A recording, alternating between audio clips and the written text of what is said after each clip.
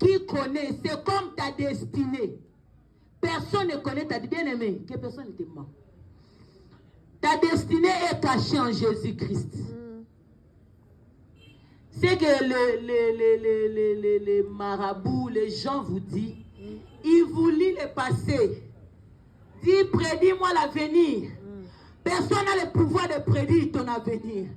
Si ce n'est que l'Esprit de Dieu, il peut se révéler s'il le veut dans la vie d'un serviteur pour te proclamer. C'est pourquoi en Israël, quand cette femme, quand on dit la femme exceptionnelle, son enfant, la femme Tsunami, quand l'enfant qui était mort, Élisa prophétisait pour que cet enfant vienne au monde. Mais le jour où cet enfant était mort, Élisa n'était pas au courant. La femme est venue, oh mon Seigneur, moi je ne voulais pas l'enfant. Regarde le bébé que tu as prié pour moi, le bébé venait, le bébé mort. Élisa dit, mais moi, prophète en Israël, telle chose vient de se passer. Moi, je ne sais pas. C'est là que j'ai compris. Dieu ne partage pas sa gloire. Peu importe le niveau que tu as, peu importe la position que tu tiens, spirituelle ou bien normale de la vie, tu ne maîtrises pas Dieu. Dieu te maîtrise. Je parlais de destinée. Seigneur, celle qui connaît ta destinée.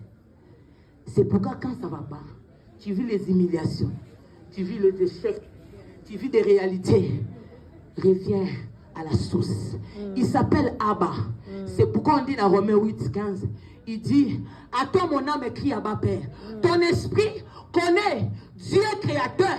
Il est le Abba, le source, ton origine. Abba, qu'est-ce qui ne va pas dans ma vie? Ne va pas chez quelqu'un. Oh maman, moi je ne comprends pas, il faut les réunions. Oh papa, moi je ne comprends pas, il faut les réunions. C'est lui qui connaît ta vie, c'est Jésus.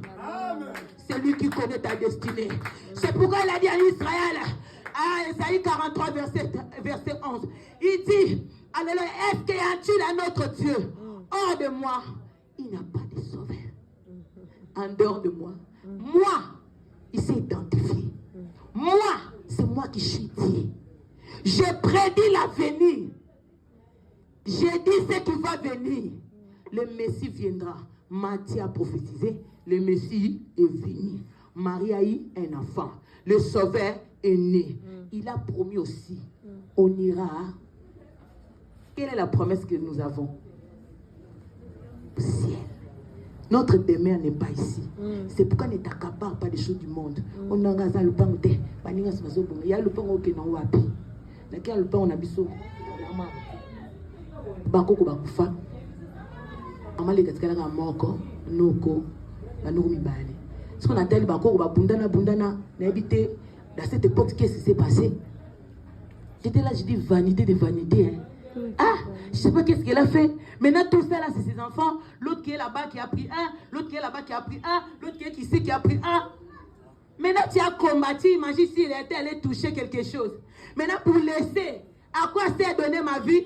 Pour ce qui va passer. C'est pourquoi quand dans ton cœur, tu as la simplicité, tu es humble du cœur, mon bien-aimé dans le Seigneur, toutes tes choses, ça ne te dira rien. Je ne suis pas contre l'élévation. Je ne suis pas contre la grandeur. Mais je suis en train de te dire, détache ton cœur. Parce que ce qui attire dans l'orgueil, il y a des lots comme Okili. Moi, je suis tranquille. Je suis en voiture comme une BKV. Pour m'accader. Elle a changé, non, on l'a changé. Pourquoi?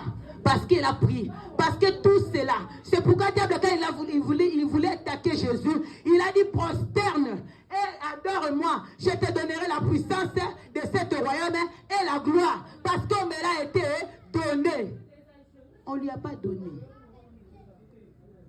Jean 8, 44, c'est chef des mensonges. Lui, c'est un père des mensonges. Quand il parle, même s'il veut parler de la vérité, au fond de lui, il n'a pas. Donc il ne peut pas exprimer la vérité. Il dit que lui, on lui a donné. Mais notre Dieu, il n'a pas la gloire qu'on lui a donnée. Il est la gloire. Il n'a pas la puissance pour qu'on lui a donné. C'est lui la puissance. Donc nous ne pouvons pas aller chercher vers quelqu'un qui l'a donné. Nous allons vers lui qui donne. C'est lui qui élève. L'œuvre que tu es en train de servir. Et faisait un verset 17. Apôtre Paul a dit, je prie, afin que tes yeux s'ouvrent, pour que tu vois l'espérance qui t'achète ton appel. Que tu vois la gloire, la richesse et l'héritage que tu as reçu dans cet appel. Le Dieu que tu sers, il a la gloire, il a la richesse, il a l'élévation. C'est lui ton héritage. Quel héritage tu cherches? Les biens de ce monde restent. Mais si Dieu te fait grâce de faire moins petit rien, il faut faire. Il ne faut pas dire que non, bien aimé, non, tu as besoin. On prêche l'équilibre. On ne dit pas comme des gens qui ne réfléchissent pas. Parole et comme si c'est donc, tout le temps, on peut comprendre. Qu'est-ce qu'il a dit? Donc, je peux le faire. Mais ce n'est pas un tourment pour moi. C'est plus quelque chose que je dors parce que l'autre là, moi, je n'ai pas. Non, c'est plus quelque chose qui préoccupe mon cœur. Ce qui préoccupe mon cœur, c'est sa présence dans ma vie. Ce qui préoccupe mon cœur, c'est son appel. Qu'est-ce qu'il veut de moi? Qu'est-ce qu'il attend de moi? Qu'est-ce que le Seigneur m'a fait? C'est quoi ma destinée? Qu'est-ce que je suis fait dans ce monde? Je ne suis pas venu seulement pour la Bali, la Boti, la Silisi. L'appel, c'est